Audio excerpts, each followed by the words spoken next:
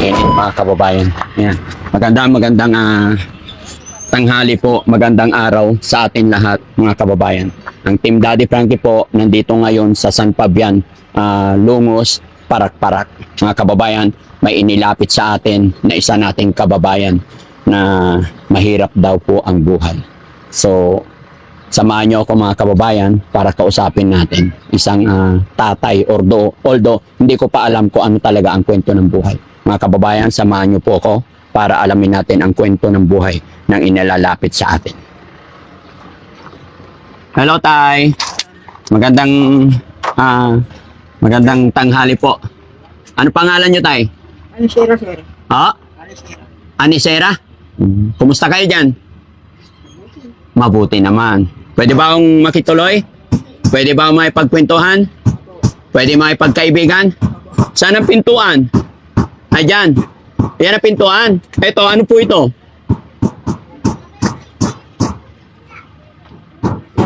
Ha? Pintuan din. Parang ano tayo wag mo sanang mamasamain. Pintuan mo, tagusan eh. Ha?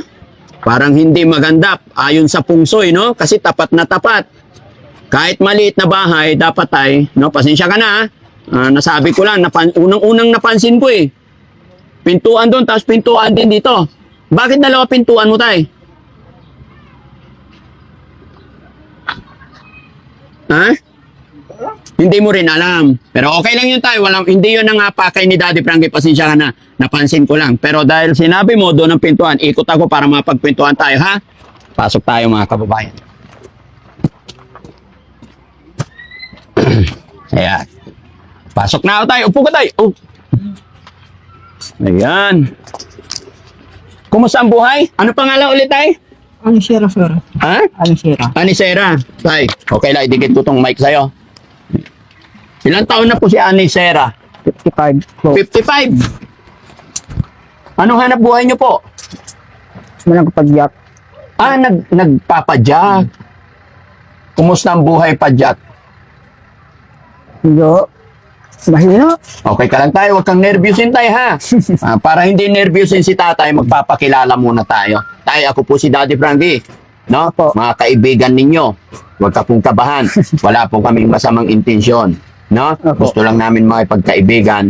Daddy Frankie and team, mga kasama ko, kami naghahanap ng mga lolo't lola or mga kababayan natin na talagang nangailangan ng tulong. Opo, sir. Kaya kami napadpad dito para kumustahin ka at kung ano ang pwede natin gawin. Kaya relax ka lang, ha? Opo, sir. Pero hindi yata sanay si Kuya Anisera. Anong palayaw mo po? Samuel. Samuel. O Samuel na lang. Kuya Samuel. No? Kumain ka na ba, Kuya Samuel? Hindi pa. Hindi pa. Anong oras na? Anong ulam natin? Wala. Wala. Ay, paano tayo kakain kung walang ulam? Asin lang, sir. Ha? Asin. Asin. Di ba nagpapadyak ka? Kahit pa paano may income. Nabili ng bigas. Bigas. Hindi ka ba bumiyahe ngayon? Hindi. Mabuti, hindi ka bumiyahe. Nadatnan ka namin dito. May asawa ka na ba, Kuya? Wala po, sir. Wala. Anak, Wala. ay bakit ganun? 55 years old ka na, ba't di ka pa nag-aasawa? Hindi na. Hindi na, sir. Ha? Hindi na. Bakit? Ayaw ko. Ha? Ayaw ko. Asan ang nanay tatay mo po? Patay na ng tatay ko. Nanay mo? Nandyan din.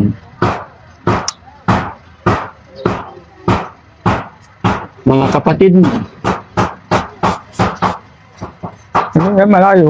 Ha? Hindi na, sir. Saan na? Nasaan na? Anda Bulinaw. Andas. Nabili na. Nandoon ang mga kapatid mo. Ay, nandoon pala mga kapatid mo. Bakit mag-isa ka lang dito, Day? Ayaw ko doon. Bakit? Wala na anak buhay doon. Ano ikinamatay ng... ano tatay mo yung namatay na o nanay?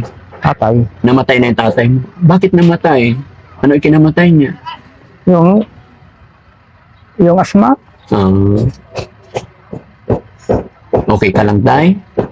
O, parang po. Okay ka lang. Nagiging emotional na si tatay. Okay ka lang? Hindi mo, sir. Ano ba ang request ni tatay kay Tatay Samuel? Kuya Samuel kasi hindi pa tatay eh. Relax lang tayo. Huwag kang umiyak. Mahirap ba ang buhay? Meron pa. Naiyak si Kuya Samuel mga kababayan kasi hindi pa raw nagla-lunch, running lunch. Pero wala pang ulam. Meron naman daw asin. Gaano nga ba kahirap ang buhay natin ngayon mga kababayan, no? Tapos kita nyo yung bahay ni tatay. Ito. Paano ka natutulog dito? Dito sa upuan. Itong higaan mo. Opo. Kita nyo yung sitwasyon mga kababayan. Paano pag malakas ang ulan, may bagyo? Di basa ka dito? Aalis ako. Aalis ka, sisilong ka. Pero as in dito ka talaga nakatira. Oo, dito. Walang ilaw. Wala. Walang security. Wala. Kumbaga, anytime pwedeng pasukin. Sa hirap ng buhay, no? Kaya Samuel, wag mo sanang mamasamayin. May tanong ako sa'yo. Napag-aral ka ba? Opo. Ano natapos natin? Grade 3 po. Ha? Grade 3. Grade 3. At least, marunong magbasa, marunong magsulat, no? Sa pera, okay naman. Okay naman. Kaya Samuel, gaano kahirap ang buhay na pinagdadaanan ni Kuya Samuel ngayon? Pwede ba ikwento mo sa akin kung gaano kahirap yung buhay na pinagdadaanan mo? Ayun, meron. Meron, wala.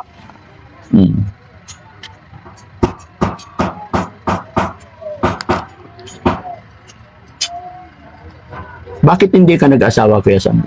Hindi na po, sir. Ha? Hindi na po. Ha? Hindi na po. Kaya nga, bakit? Ba't hindi ka nag-asawa? Hindi ko alam. Hindi mo rin alam.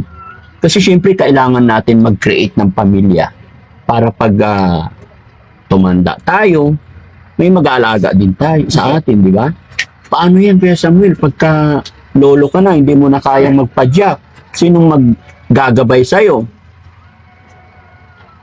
Yung pamangkin ko, po, sir. Pamangkin. Ilan ba kayo magkakapatid? 6. Okay. Pang-ilan ka po? Kung magpapanguluan.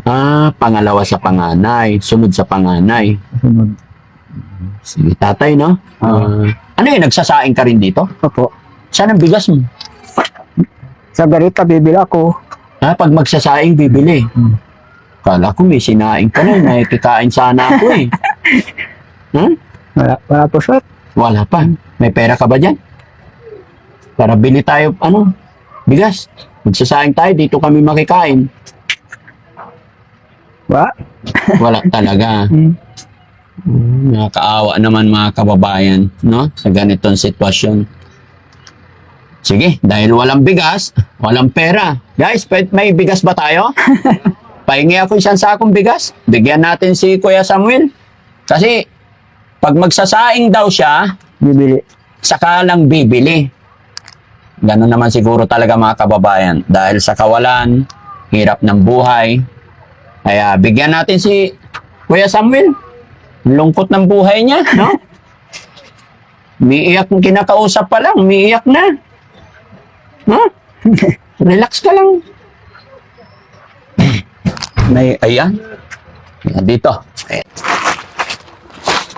Sana makatulong sa'yo, no? Opo, sir. Okay ka lang? Okay lang po. Masaya ba? Masaya. Masaya. Salamat po, sir. Maraming salamat. Salamat. Oo. Ang ulam, ano bang ulamin mo ngayong lunch? Wala. Wala talaga. Bigyan kitang pera para may pambili ka ulam, ha? Ay na yung kamay mo, tay. Bibigyan kita, bilangin. Marunong na magbilang si tatay, no? Ha? Marunong. Opo, sir. O, tignan mo, tay. Bilangin mo. Ilan na yan? 500. 500. 200. 200? 100. Hindi 100. 1,000. Ha? 1,000. 1,000. O, dagdagan ng 500. Ilan na? 1,500. 1,500. Dagdagan pa. 2,000. 2,000. 2.5. 2.5. 3 mil. 3 mil. 3.5. 3.5. 4 mil. 4 mil. 4.5. 4.5. 5 mil. 5,000. Anong gagawin mo sa 5,000, tatay? Bibili ng plywood. Ha? Bibili ng plywood. Bibili ka ng plywood? Kasi yung bahay. Kala ko ba ulam lang ang problema natin? Ngayon plywood na. No? Gagawin mo tong bahay mo. Opo, sir. Mga ilang plywood? Ayan, may plywood na. Oh. Anim. 6 na plywood. Kaya, iyan oh. Tapos mga ano, ipatay. Marunong ka ba magpanday? Hindi ko marunong, sir. Hindi ka marunong. Paano yan? Kahit tabing-tabing lang. No? Sige, tay. No? Sana nakatulong si Daddy Frankie. Bili mo ng plywood or kung anuan, unti-unti matatapos din yan. Opo, sir. No? Opo, sir. Sana pagbalik ko may makita ang plywood. Pag Opo. nagawa mo yun, ba matulungan ka pa ng Team Daddy Frankie. Ano? Opo. Ano masasabi ni tatay? Nakatanggap siya ng blessing biyaya sa araw na ito. Maraming salamat po. Maraming salamat po. No? Okay ka lang, tay? Kaya lang po, sir. Tay, naka-video tayo ha. I-upload namin to. Okay lang? Okay lang po, sir. Maraming salamat. So ayan mga kababayan, mga kabarangay, no? Si Tatay Samuel na ating natagpuan dito. At ito, nakita nyo naman kung gaano kahirap ang buhay. So, pansamantala, yan lang muna nakayanan ng Team Daddy Frankie. Pero may awa ang Diyos. Pag makabalik kami, pasakali, mas makatulong pa tayo, no? Opo, sir. Kaya mga kababayan ko, sa lahat ng followers natin, lahat ng nakakapanood ng video ito, maglalambing po si Daddy Frankie. Pakishare po natin ang video. Sa pamamagitan ng pag-share ninyo mga kababayan, nakakatulong na rin po kayo sa kagaya ni Kuya Samuel na talagang hirap. Pilit nilang lumalaban, pero alam nyo na mga kababayan, sa buhay ngayon, talagang kung sino yung may hirap, lalong naghihirap dahil sa taas ng mga bilihin. Tatrabaho naman si tatay, nagpapadyak. Pero yun, from the start, sa kahirapan ng buhay, ayon sa kanya, grade 3 lang, pati sa pagbibilang, hirap. Kaya yun na lang ang tanging paraan para makatulong tayo. At mas makakatulong pa mga kababayan. Gaya ng aking sinabi, sa pamamagitan ng pag-share, pag-heart, pag-like, dyan po kami nagkakaroon ng revenue para makatulong sa ating mga kababayan. Muli po mga kababayan, si Daddy Frankie po, anak ng Pangasinan, from Pangasinan. I love you all po and God bless. Magandang araw, magandang gabi. Mabuhay po tayong lahat. Thank you po. Ay, bye-bye tayo. Bye-bye. Oo, happy ka na. Happy na po, sir. Ingatan mo yung bigas mo ha. Opo, sir.